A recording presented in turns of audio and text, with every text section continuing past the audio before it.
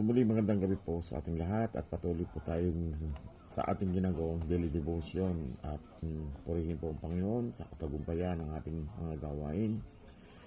At ang akin pong i-share dito po sa Samuel verses 1 to 4 po at ang sinasabi Samuel 10 verses 1 to 4 po at ang sinasabi nga po dito sa talatang ito, kinuha ni Samuel ang sisidla ng langis at binuhusan ng ulo ni Saul. Pagkatapos sinagkan niya ito at sinabi, binuhusan kita ng langis ni Yahweh upang maging hari ng Israel.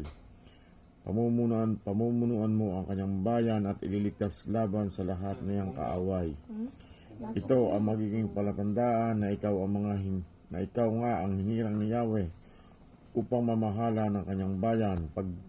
Paghihiwalay natin ngayon, may masasalubong ang dalawang babae sa tabi ng libingan ni Raquel sa Selsa na sakop na ng Benjamin.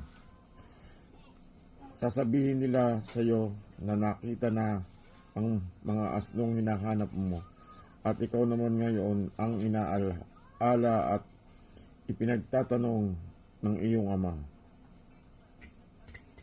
Sa dako pa roon, may masasalubong kang tatlong lalaki sa may malalaking puno sa Tabor. Pagpunta sila sa Bethel sa altar ng Diyos, ang isa'y may dalang tatlong tupang maliit, ang isa'y may tatlong malalaking tinapay, at ang isa'y sisidlang balat na puno ng alak. Last verse, babatiin ka nila at ibibigay sa iyo ang dalawa sa dala nilang tinapay. Kapag inalok ka, tanggapin mo. Purihin po ang Panginoon sa kabasa ng banal na salita. God bless everyone.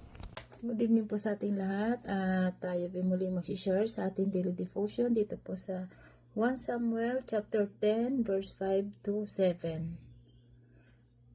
Pagkatapos ay darating ka sa burol ng Diyos na nandoon ang isang pulutong ng mga Pilisteo at mangyayari pagdating mo roon sa bayan na makakasalubong ka ng isang pulutong ng mga propeta na lumusob mula sa mataas na dako na may kalteryo at pandereta at plauta at alpa sa harap nila at sila'y magsisipanghula at ang Espiritu ng Panginoon ay makapangyarihang sa inyo at manghuhula kung kasama nila at ikaw ay magiging ibang lalaki. At manunawa na pagka ang mga tandang ito ay mangyayari sa iyo, nagawin mo ang idudulot ng pagkakataon sapagkat ang Diyos ay sumasa inyo. Amen. Magandang umaga po sa inyo lahat. Ang babasahin ko po ngayon, Samuel chapter 11, verse 6 to 7. Pagkarinig nito, nilokoban siya ng Espiritu ng Diyos at nagsiklab ang kanyang galit. Kumuha siya ng 2 baka at pinagpira-piraso ang mga iyon. Pagkatapos, ibinigay yon sa mga sugo at inutos na ipakita sa buong Israel, lakip ang ganitong bilin, ganito ang gagawin sa mga baka na sinumang hindi sasama kay Saul at kay Samuel sa pakikigdigma. Ang mga Israelita ay nakadama ng matinding takot kay Yahweh, kaya silang lahat ay nagkaisang sumama sa labanan. Amen. Magandang araw po sa lahat. Ang babasahin ko po ngayon ay makikita sa Samuel 10 verse 12 to 15. Sumagot ang isang taga roon, hindi na mahalaga kung sino ang kanyang ama, kahit sino ay pwedeng maging propeta. Dito nagsimula ang kasabihang propeta na rin ba si Saul? Pagkatapos magpahayag ng mensahe ng Diyos, pumunta si Saul sa sambahan sa mataas na lugar. Nagtanong ang tiyuhe ni Saul sa kanya at sa kanyang utusan, "Saan kayo nanggaling?" Sumagot si Saul, "Hinahanap po namin ang mga asno. Nang hindi po namin makita ay pumunta kami kay Samuel." Sinabi ng tiyuhe ni Saul, "Sabihin mo sa akin kung ano ang sinabi ni Samuel sa iyo." Yun lang po rin ng Diyos. God bless. Magandang gabi po sa ating lahat. Ang aking i-share ngayon ay makikita sa 1 Samuel chapter 10 verses 16 to 19. Ito po ang kasaad. Sumagot si Saul, sinabi niyang nakita na ang mga asno, pero hindi niya sinabi na sa tihon niya ang sinabi ni Samuel tungkol sa kanyang pagiging hari. Tinipon ni Samuel ang mga Israelita sa Mispa para sabihin sa kanila ang sinabi ng Panginoon. Ito ang mensaheng ibinigay niya galing sa Panginoon, ang Diyos ng Israel. Inilabas ko kayo mula sa Ehipto, iniligtas ko sa mga kamay ng mga Ehipsyo at sa lahat ng bansang umaapi sa inyo.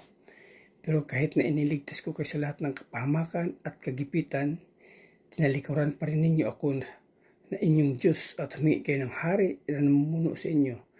Ngayon humarap kayo sa akin ayon sa lahi ninyo at angkan niyo lang po. Maraming salamat po rin, Panginoon. God bless.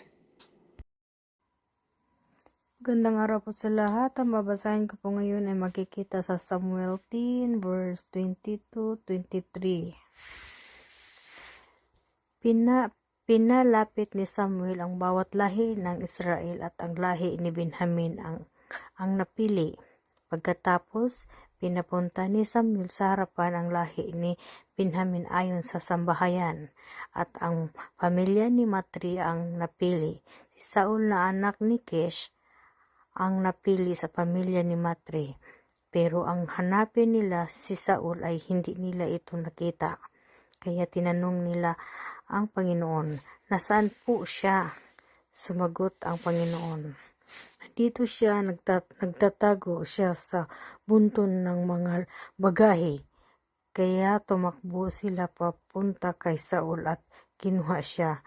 Nang pinatayo siya sa gitna, siya ang pinakamatangkad sa lahat.